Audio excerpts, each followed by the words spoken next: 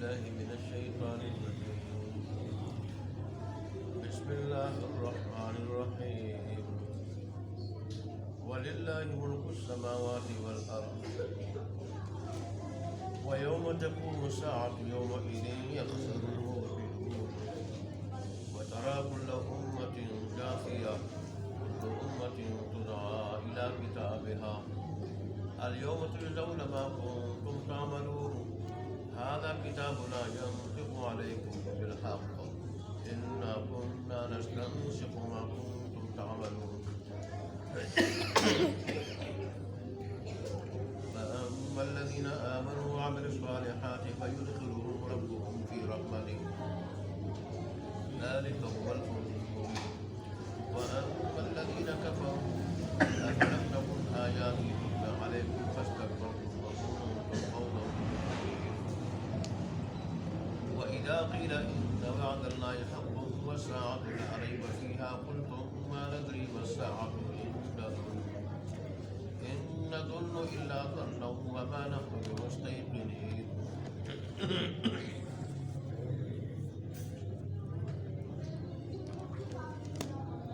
صدق الله مولانا العظيم وصدق رسوله النبي الأمي الكريم ونحن على ذلك لمن الشاهدين والشاكرين والحمد لله رب العالمين.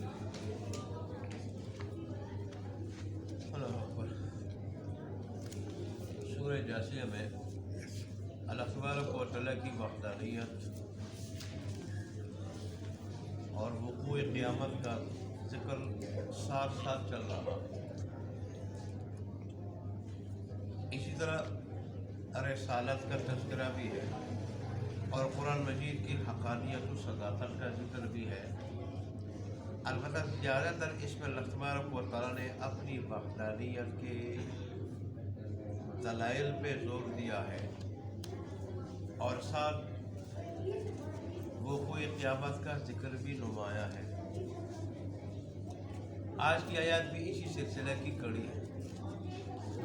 چنانچہ اللہ تبارک و تعالیٰ فرماتے ہیں وَلِلَّهِ مُلْكُ السَّمَاوَاتِ کہ آسمان و زمین کی بادشاہت یہ اللہ کی. ظاہر ہے جب انسان کسی چیز کو بناتا ہے اور بنانے کے بعد ظاہر اس کا مالک ہوتا ہے, اسے اس چیز میں ہر قسم کا تصرف کا حق حاصل ہوتا ہے اور ہر قسم کا تصرف کرتا ہے اس میں. تو ایسا بنانے والا خالق اور مالک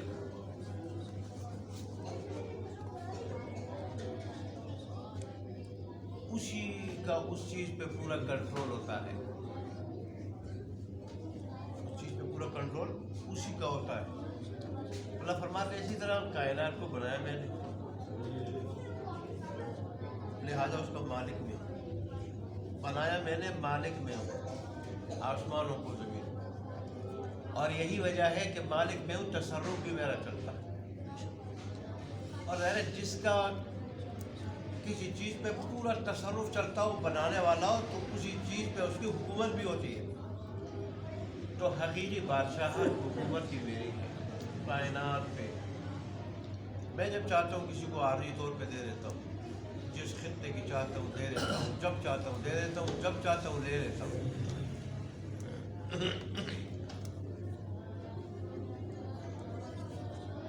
یہ بھی اس بات کی دلیل ہے کہ حقیقی بادشاہت میری ہے. اور یہ بھی اس بات کی دلیل ہے کہ مجھ جیسا کوئی اور نہیں. میری طاقت کی طاقت کسی اور کی نہیں. مجھ جیسا علم کسی اور کا نہیں. علم بھی میرا لامتناہی, طاقت بھی لامتناہی. اور اسی لامتناہی طاقت اور علم کی وجہ سے میں جو چاہتا ہوں کر گزرتا ہوں.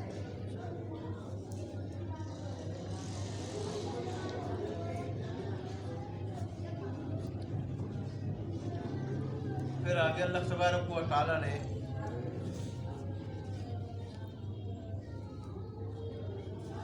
قیامت کے دن نقصان میں کون لوگ ہوں گے اور حقیقی نقصان کیا ہے؟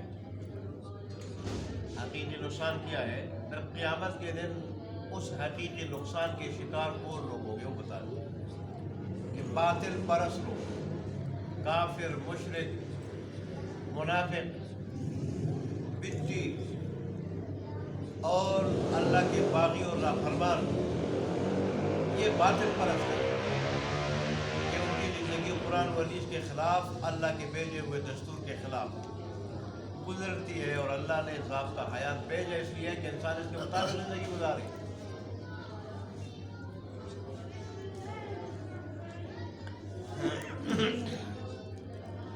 امام راضی رحمۃ اللہ علیہ نے بڑی عجیب بات ذکر کی ہے۔ وہ کہتے ہیں دنیا میں جب ہم کوئی تجارت کرتے ہیں تو اس کے لیے سرمایہ کی ضرورت ہے، سرمایہ۔ ایسے ہی اور پھر اس تجارت میں کبھی فائدہ ہوتا ہے، کبھی نقصان ہوتا ہے۔ ایسا ہی انسان دنیا میں جو آیا ہے آخرت کی تجارت کی، اور آخرت کی تجارت کے لیے اللہ نے اس کو جو پونجی دی ہے نا، پونجی جو سرمایہ دیا ہے، جو پونجی دی ہے، وہ 3 چیزوں پہ مشتمل ہے۔ ایک زندگی پہ، جو اللہ تبارک و تعالیٰ کم بیچ دیتے ہیں، کسی کو زیادہ اور کسی کو کم، اپنی حکمت مصلحت کے مطابق۔ دوسری چیز اس سرمایہ کا جو جز ہے وہ عقل ہے۔ کیا ہے؟ عقل۔ یہ اللہ نے ہر کسی کو دی، یہ اللہ نے ہر کسی کو دی۔ اور تیسری چیز وہ صحت ہے۔ ظاہر اگر عقل نہیں تو بھی انسان کچھ نہیں کر سکتا۔ زندگی نہ ہو تو پھر انسان کیا کر سکتا ہے؟ زندگی کے بغیر تو لاش ہے، زندگی کے بغیر لاش ہے۔ ایک زندگی، لاش بھی کسی چیز پہ قادر نہیں ہوتی، اس کو پھر دفن کیا جاتا ہے۔ تو ایک زندگی ہے، دوسری چیز عقل ہے۔ جس کو عقل نہ ہو پھر اس میں حیوان میں کوئی فرق نہیں۔ حیوان جیسے جہاں آیا تو پخانہ کر دیا اس نے، جہاں اس کو کھانے کی چیز مل گئی کھا لی، تو کوئی تمیز نہیں اپنی ہے یا پرائی ہے، مالک کی ہے یا کسی اور چیز کی ہے۔ اور اس کو میں ہڑپ کروں گا، اس کے نتیجے میں پھر کیا ہنگامہ برپا ہوگا دیکھتا ہوں۔ بس اس کا کام کیا ہے، زندگی کا مقصد کیا ہے؟ کھانا پینا، کھانا اور پینا۔ عقل ہے جو انسان کو اچھے برے کی تمیز بتاتی ہے، اچھے برے کی تمیز، یہ کام کرنے کا ہے، یہ کام کرنے کا نہیں۔ ایسا ہی اگر صحت نہیں تو انسان نہ محنت و مشقت کا کام کر سکتا ہے، نہ محنت و مشقت اٹھا سکتا ہے، نہ عبادت کر سکتا ہے، نہ دنیا کے لیے کچھ کر سکتا ہے، نہ آخرت کے لیے کچھ کر سکتا ہے۔ تو اللہ نے آخرت کی تجارت کے لیے 3 چیزیں دی: زندگی، عقل اور صحت۔ سمجھدار آدمی وہ ہے کہ ان 3 چیزوں کو اللہ تبارک و تعالیٰ کے حکم کے مطابق استعمال کر کے دائمی آخرت کی تجارت میں نفع پا لیتا ہے۔ اور بیوقوف آدمی یہ ہے، وہ ہے کہ جو ان 3 چیزوں کو اللہ کے حکم کے مطابق نہیں، نفس کی مرضی کے مطابق استعمال کر کے وہاں کی دائمی زندگی میں ہمیشہ کا نقصان اٹھا دیتا۔ اللہ نے آج کی پہلی آیت کے دوسرے جز میں، پہلی جز میں تو اللہ نے یہ فرمایا، پہلی جز میں کہ حکومت حقیقت میں بادشاہت اللہ کی، آسمانوں پہ بھی زمین پہ بھی، اور اس کے بیچ میں جتنی چیزیں سب پہ اللہ کی حکومت، حقیقی بادشاہ اللہ ہے۔ دوسرے جز میں اللہ نے یہی بات ارشاد فرمائی کہ قیامت کے دن حقیقی نقصان اٹھانے والے باطل پرست لوگ ہوں گے۔ اور باطل پرست کون ہے؟ جو اس پونجی کو ضائع کر دے، دنیاوی زندگی کو، عقل کو، صحت کو، کفر میں، شرک میں، بدعت میں، اللہ کی بغاوت میں لگا دے۔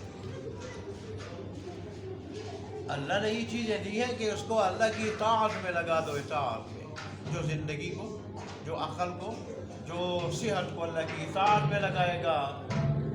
اور اللہ کی اطاعت میں پھر عبادت بھی ہے نا، اللہ عبادت کا بھی حکم دیتا ہے اور اس سے خوش ہوتا ہے۔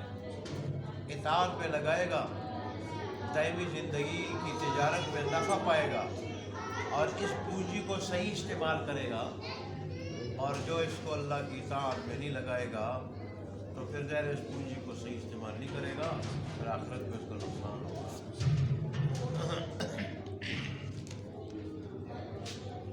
تینوں اپنی جگہ بہت بڑی نعمت ہیں، جیسے حدیث میں بھی کہا گیا ہے کہ تم زندگی کو مرنے سے پہلے غنیمت جانو۔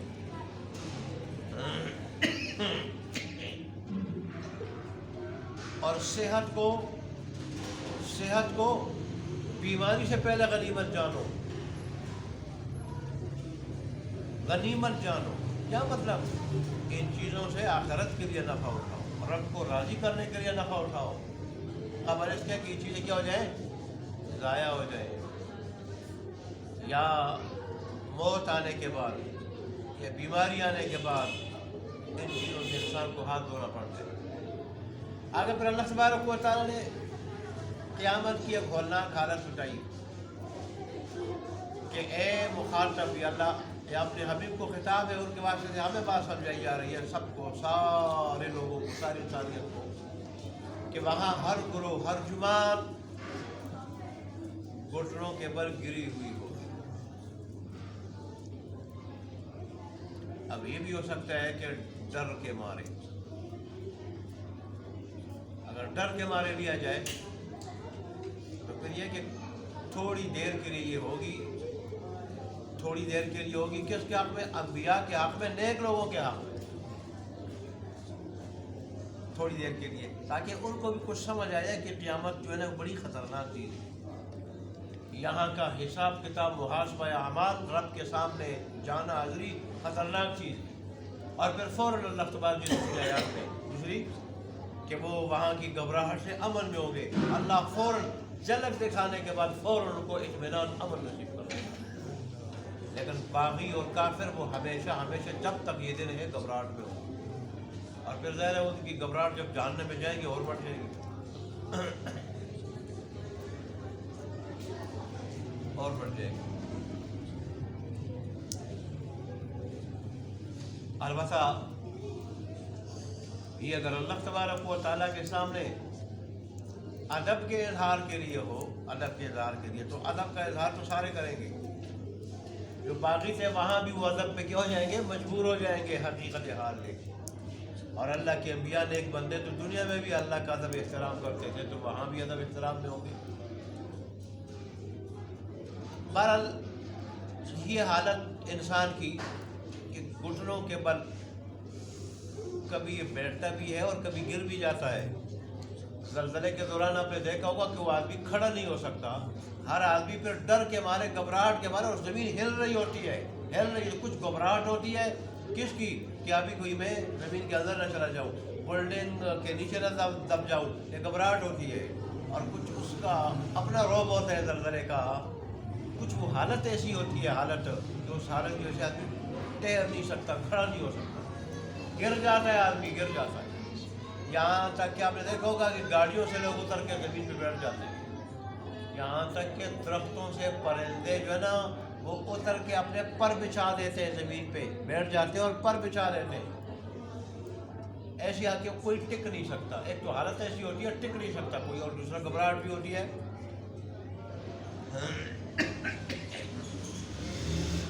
قوم عاد، سمود وغیرہ کے بارے میں، خاص کر قوم سمود کے بارے میں اللہ تبارک و تعالیٰ نے یہی فرمایا، بلکہ ساری نافرمان قوموں کے بارے میں، کہ وہ پھر گھٹنوں کے بل گرنے والے تھے۔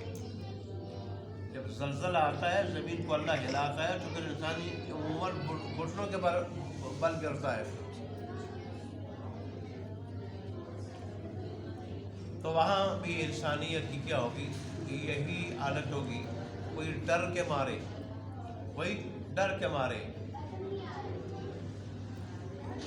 ہمیشہ کے لیے اور کوئی جھلک دیکھنے کے لیے، اور بہت سارے نیک ادب احترام کی وجہ سے۔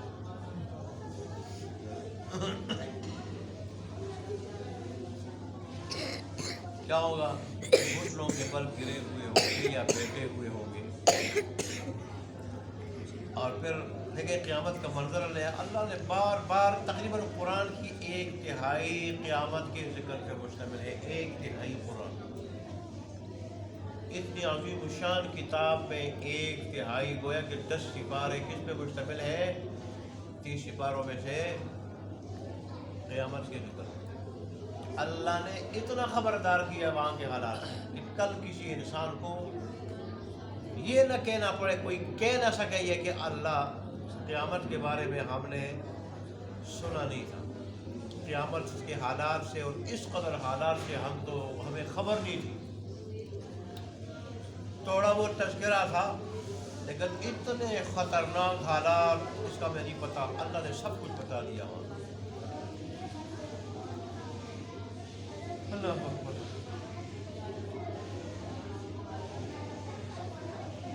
آگے پھر کیا ہے کہ ہر گروہ کو اس کے نام اعمال کی طرف بلایا جائے گا۔ آؤ نام اعمال لے لو، پہلے ان کو نام اعمال پکڑایا جائے گا، ہاتھ میں نام اعمال پکڑایا جائے گا۔ وہ تو جس کو دائیں میں مل گیا وہ سمجھ جائے گا کہ میرا کیا حال ہے، جس کو بائیں میں مل گیا وہ بھی سمجھ جائے گا۔ اور یہ بھی ممکن ہو کہ اس وقت صرف ہاتھ میں پکڑایا جاتا ہو،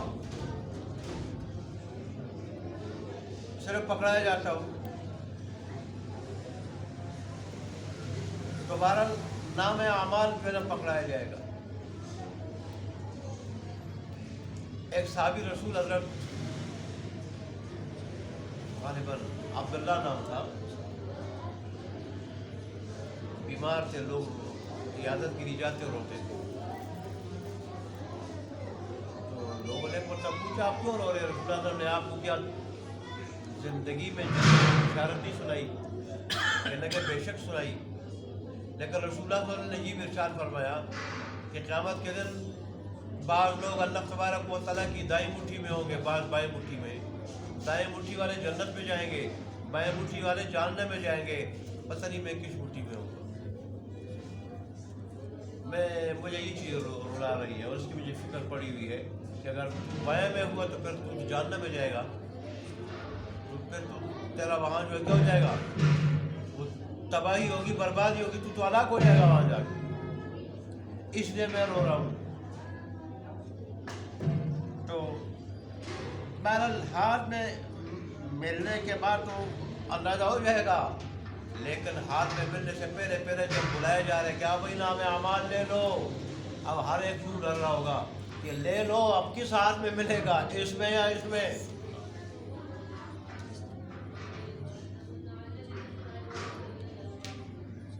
کتنا خطرناک منظر ہوگا یہ کہ جب کہے جی بھی آ جاؤ سارے نام اعمال لے لو، اب سارے جا رہے ہوں گے لیکن وہ لرز رہے ہوں گے، نام اعمال کس ہاتھ میں ملے گا؟ اور پھر وہاں جا کے اللہ پھر کہے گا کہ آج تمہیں تمہارے اعمال کا پورا بدلہ کرے گا، پورا بدلہ کرے گا۔ جس نے اچھا کیا تو اچھا، برا کیا تو برا، پورا بدلہ ملنا یہاں ممکن ہے، دنیا میں ممکن نہیں ہے۔ اللہ کہے گا یہاں ممکن ہے میرے پاس، قیامت کے دن ادھر دنیا میں ممکن نہیں ہے۔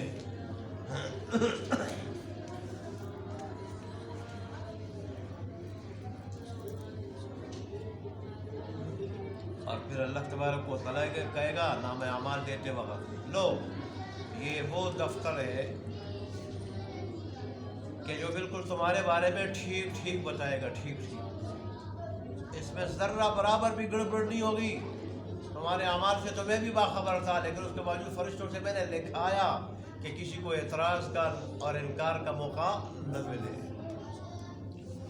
پھر یہ بھی ہے پوری زندگی کے اعمال تو جہاں لکھے جاتے ہیں، انہوں نے بڑا انتظام کیا اس کا، حالانکہ اللہ کے علم میں، لیکن پھر بھی اللہ تبارک و تعالیٰ نے اس کا بڑا انتظام کیا ہے، جہاں فرشتے لکھتے ہیں، جہاں فرشتے ریکارڈ کرتے ہیں، ما يلفظ من قول الا لديه رقیب عتید، رقیب عتید، کوئی زبان سے لفظ نکلتا نہیں کہ میرے سے فرشتہ تیار بیٹھا ہوتا ہے، وہ کیا کہتے ہیں ریکارڈ کر لیتا ہے، یہ ریکارڈ بھی ہوتا ہے، اور کرامن کاتبین وہ لکھ بھی رہے ہوتے ہیں وہ فرشتے۔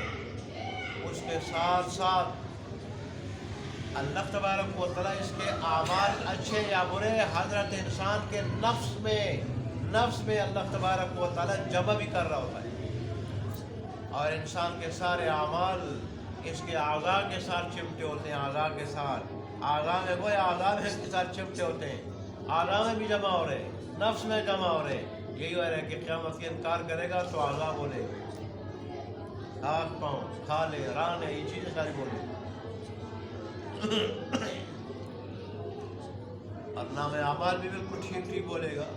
نام اعمال کو جب پڑھے گا نا، بہت ساری باتیں جو ہم گپ شپ میں نکال لیتے ہیں، گپ شپ میں ہمارے وہم و گمان میں بھی نہیں ہوتا، یہ چیزیں ریکارڈ ہوگی، ہر چیز جب یہ ریکارڈ پائے گا تو دیکھو یہ چیز کوئی چیز چھوڑی نہیں ہے، نہ چھوٹی نہ بڑی، کوئی چیز چھوڑی نہیں ہے۔ بہت ساری چیزیں ہم گپ شپ میں نکال لیتے تھے، وہ بھی اس نے نوٹ کی ہے۔ اللہ کہے گا ہاں اسی طرح ہم لکھواتے تھے وہ سارے کے سارے کام جو تم کرتے تھے، وہ ساری باتیں جو تم کہتے تھے، ساری چیزیں جو تم کرتے تھے، وہ ہمیں سارے لکھواتے تھے فرشتے۔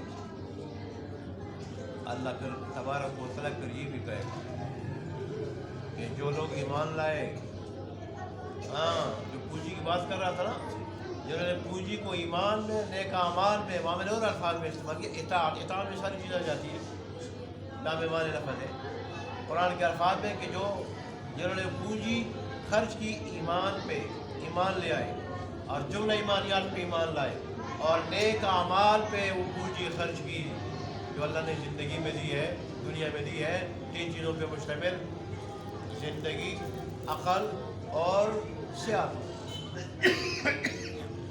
نیک اعمال پہ جو ایمان کا تقاضا ہے، کامل ایمان کا، اس کو اللہ اپنی رحمت یعنی جنت میں داخل کرے۔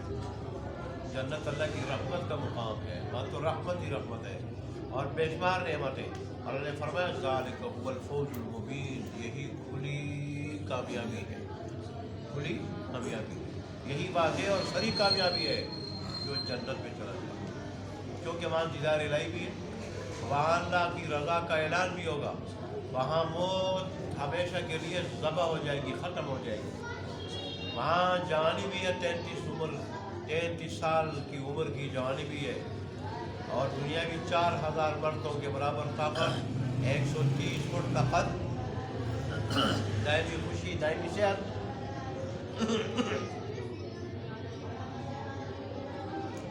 ادھر ایک نزلہ آدمی کو لگ جائے دنیا میں تو انسان کتنا پریشان ہوتے ہیں۔ نزلہ بغیر نام تو نزلے کا ہے، گلا خراب، سینہ خراب، رات کو آدمی سو نہیں سکتا، سانس بند ہوتی ہے، سانس کو کبھی ایسا جس کا سینہ زیادہ خراب ہو اکثر رات کو بیٹھے رہتے ہیں، سر نہیں رکھ سکتے، سر رکھتے تو سانس بند ہو۔ اے اللہ،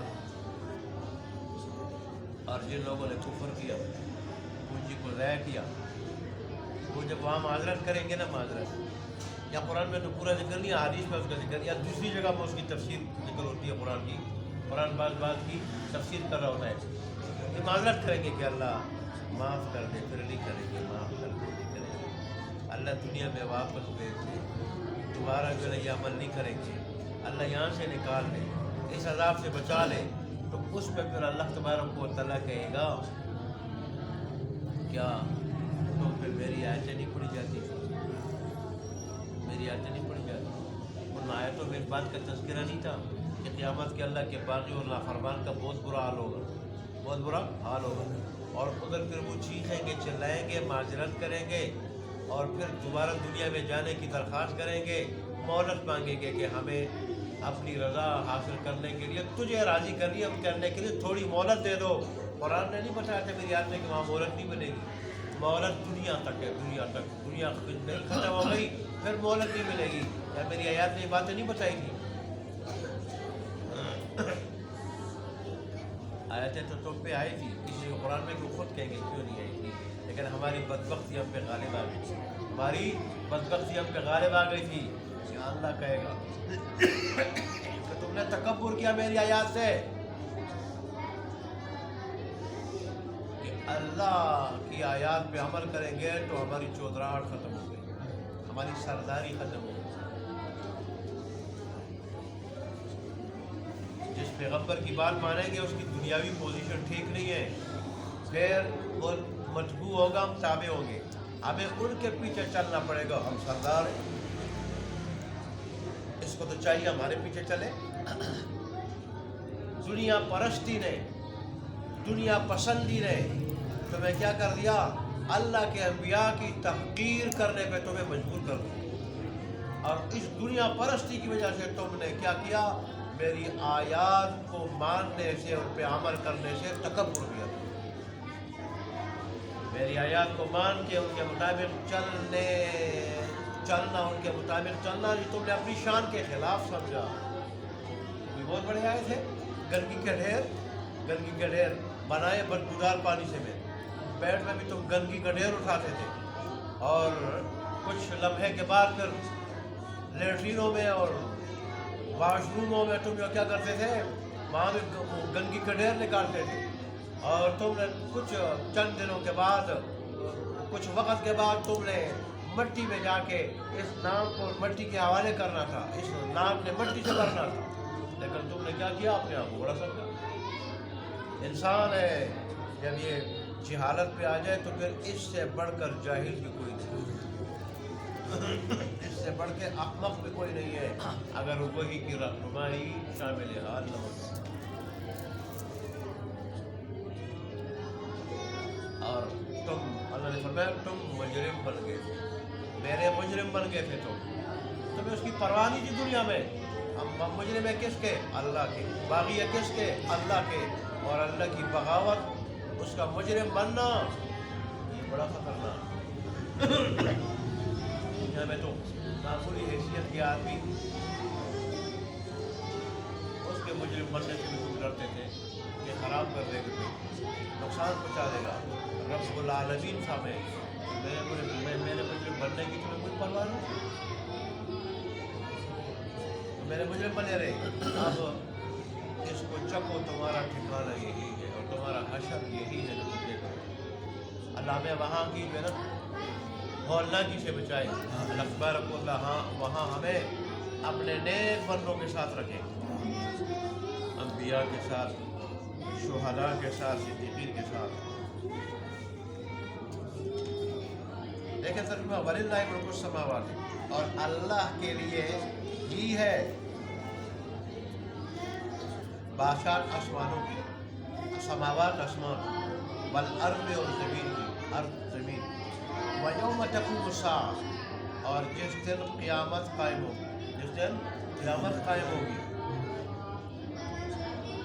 يَوْمَئِذٍ يَخْسَرُ الْمُبْطِلُونَ، اس دن باطل پرست لوگ نقصان اٹھانے والے ہوں گے، نقصان اٹھانے والے ہوں گے۔